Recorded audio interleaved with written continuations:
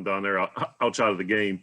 But, Iowa State is, presents a very unique challenge on defense with their kind of odd stack front and variety of coverages and looks and disguises, and they bring pressure from all different, places and angles, and they've done a great job there. So it'll be a huge challenge. We're excited for it. Kids have had a great couple weeks of preparation, so we got to keep it rolling this week. Thanks, Coach, and I invite people to raise your hand, and we'll get into the question and answer period. First, we're going to go to AJ Jacobson from Rivals. AJ, please go ahead. Yeah, Coach, you mentioned, Iowa State, obviously, with all the angles, the different pressures you see and the shifting they do on defense. From a blocking perspective, what is the key to trying to account for that stuff?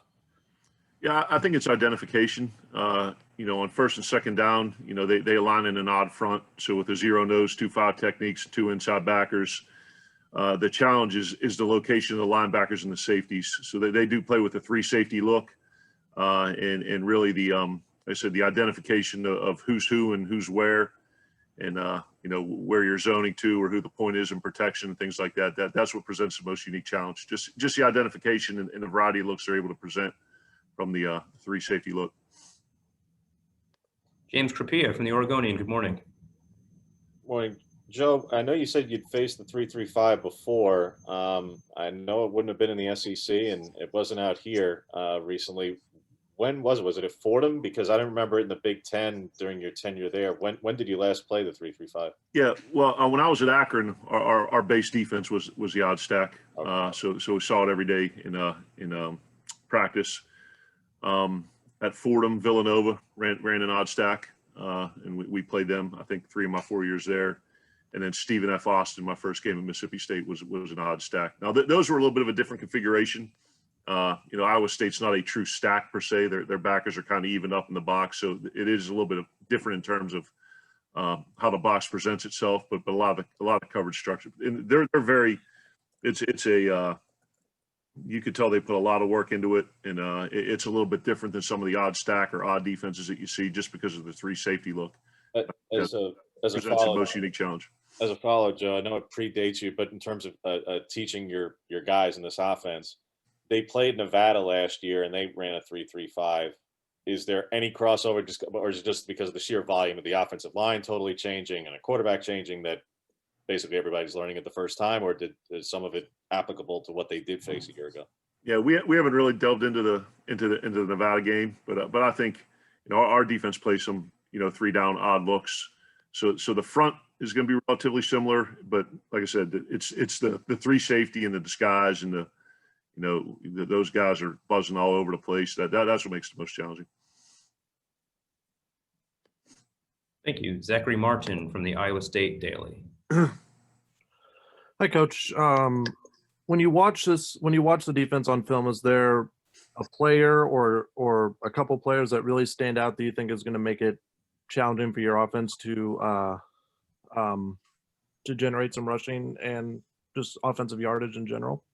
Yeah, Bailey and McDonald, 3 and 9. Those guys are as good of a defensive end combination just in terms of playing the run and rushing the passer that we've seen all year. I think the Rose kid, number 23, player of the year in the league, incredibly active, very physical, great in pass protection. I think he has 4 interceptions as well. Always finds a way to just get his hand on the football or make a play. Just very instinctive, very physical. He's incredibly impressive. A good cast of defensive backs. And Isheen plays with incredible downhill physicality. He does a great job in the run too, and they do a great job fitting him in there. So, it's a great defense, and those are the guys that we think we've highlighted as potential game wreckers. Thank you. Jose Romero from here in Arizona at the Arizona Republic. Hey, Coach. Good morning. Morning. Let's go back to the Pac-12 championship game for a second. What did Anthony Brown give your offense, and how did you feel that worked the combination with he and Tyler? I thought it worked well. The guys, combined for 4 touchdown passes in a limited number of attempts, so they were efficient in their productivity. But Anthony provides a very calming, veteran kind of mindset and mentality. He's played a lot of football at a high level. So when we put him in those situations in the goal line and third down and fourth down and short, I think he was. I think he did a really nice job, and he did well in the role that we provided him. He did a very, very good job, and I thought those guys played very complimentary of each other.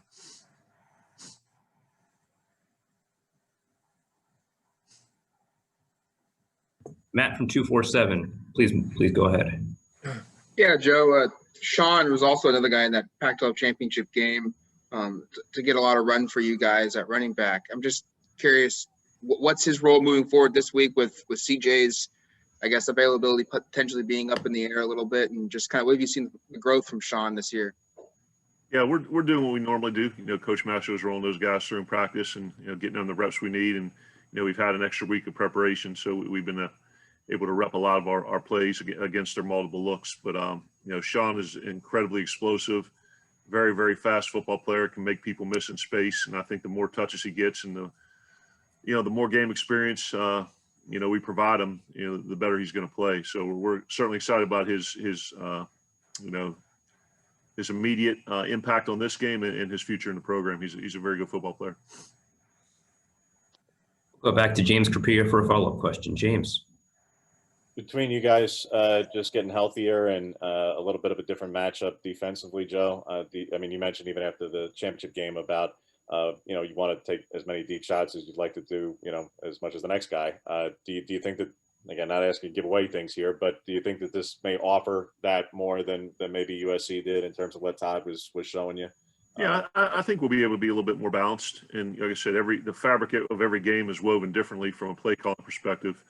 And you really want to make sure that you're doing what you have to, not just to have the offense succeed, but make sure you do the most important thing, which is to win the game. But I think this matchup and our offense against their defense as it presents itself will probably allow for us to be a bit more balanced in our approach.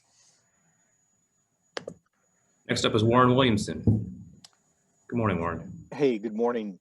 Joe, coaches sometimes have a tendency to throw in some wrinkles when it comes to bowl games. I'm just wondering where that is for you and how you view that in the lead up. Will there be maybe a few more wrinkles, or you try to play it pretty straight normal in your offense?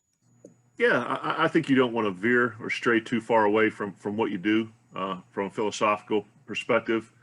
That's one thing that coaches tend to do is kind of outsmart yourself with time and overthink things. And but yeah, certainly there's going to be tweaks. Every week in the game plan, you get a little bit of extra time. So there'll be some different things that we do schematically. Maybe like I said, don't want to give away too much, but yeah, the extra time allows you to delve a little bit deeper, into what you're doing and what the defense does, and making sure you're getting enough, plays on the call sheet that they're going to help you score points. Back to James.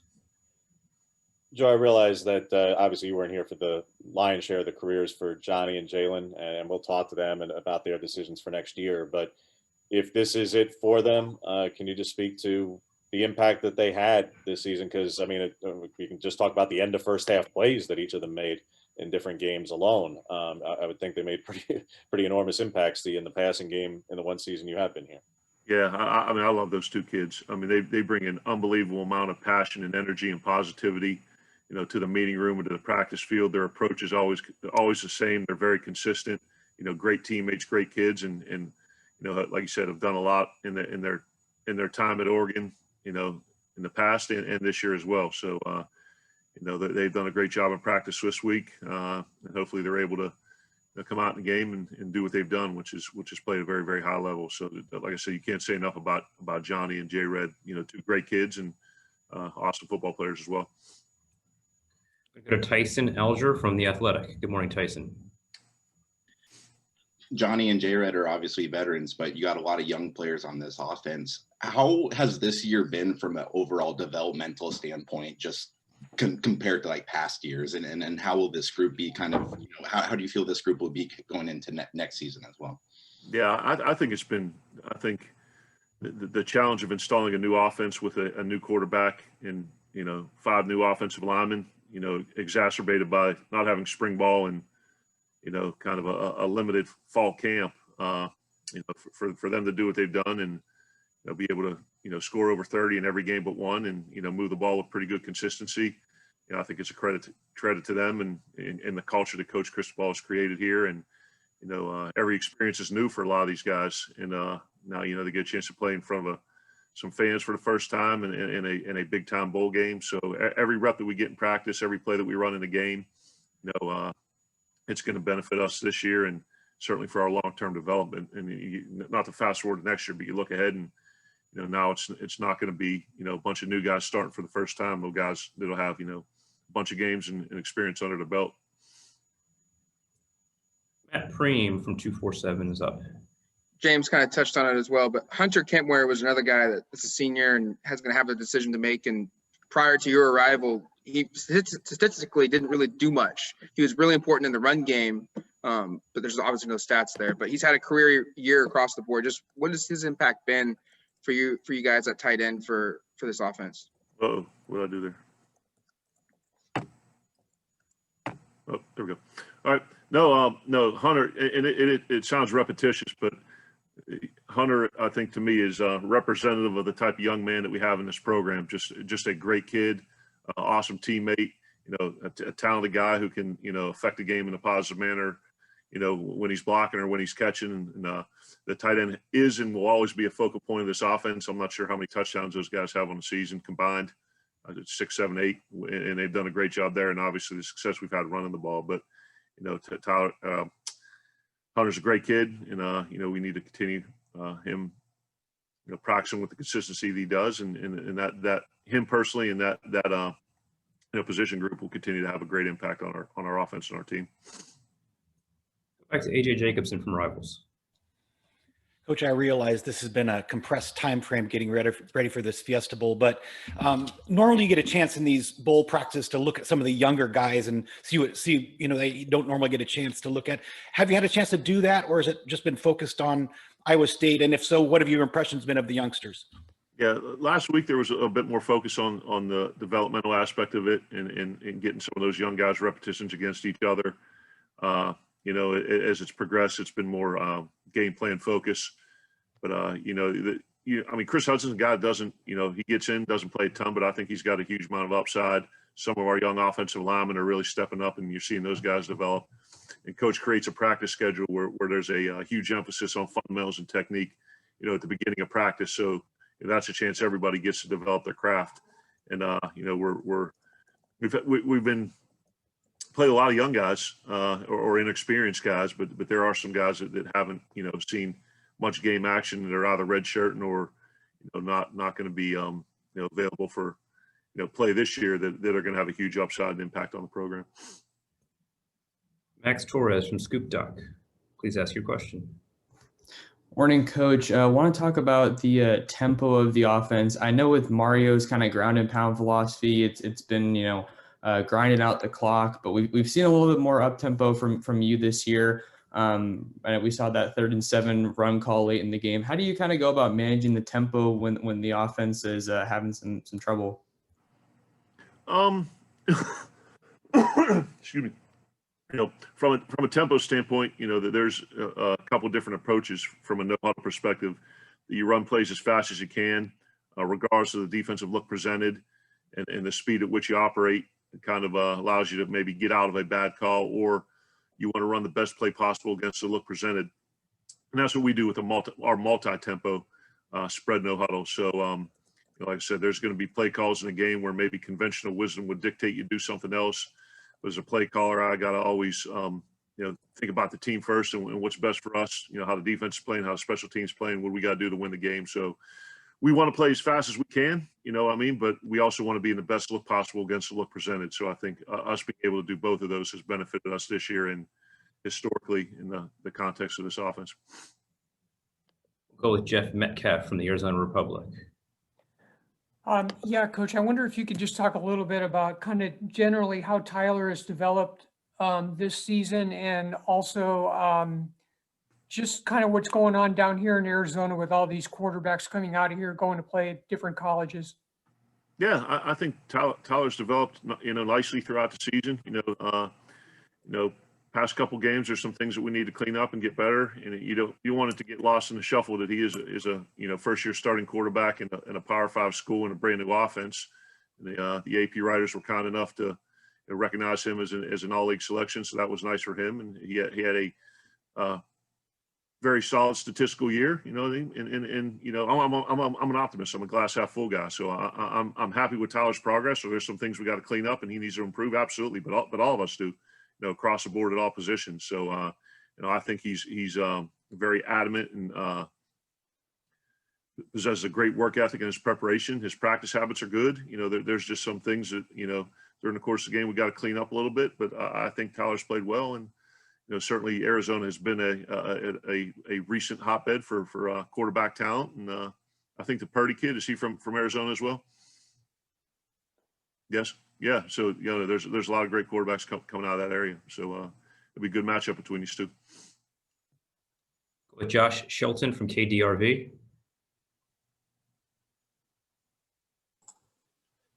Joe, just had a quick question. Normally in a bowl season, you have almost a month between games. Has this been a little bit easier to keep the momentum and everything going through practices as you head into this bowl game, being only a week and a half, 2 week gap? Yeah, it's it's certainly lessened the time frame where the regular season ends, and then you have a little bit of time frame where you usually practice, and the kids cut loose and they get to go their way for a little bit, and then you meet down at the bowl and kind of resume practice again. So I think what I won't say lost, but what you miss out on a little bit is the developmental aspect of it, where you're getting the younger guys the repetitions and those guys competing against each other, just because we were forced to get into game plans so quickly. But yeah, we've never really lost focus on Iowa State because we've started that preparation from the beginning. So the kids have been very, very locked in and focused on what they've been doing. Our last question for Coach Moorhead will be from James Crapia from the Oregonian, and then we'll go into Tyler Shuck. Joe, just back to Tyler. Obviously, everybody's been nitpicking the last couple of games, and it's small samples and the like. But what have you seen over the last week and a half of practice that gives you that optimism that he's going to get back on track in this game and close the season on a strong note, like he was the first 3+ games of the season, as opposed to the last 2? Yeah, I mean that's life. That happens in the quarterbacks. We talk about that. When you choose to play the position, you willingly accept the responsibility of playing the most scrutinized position of all organized sports. So players and coaches they're gonna be under that microscope, and that's just part of the job description. So the thing that I'm most proud about, I shouldn't say most proud. His approach hasn't changed, whether it's been success or some bumps in the road. So he's been very consistent in his approach. So now it's the application of the things that he's been doing in practice for 4 straight quarters, and kind of eliminating some of those hiccups that have occurred in the last few games. So, we just need to get him playing with confidence, being very,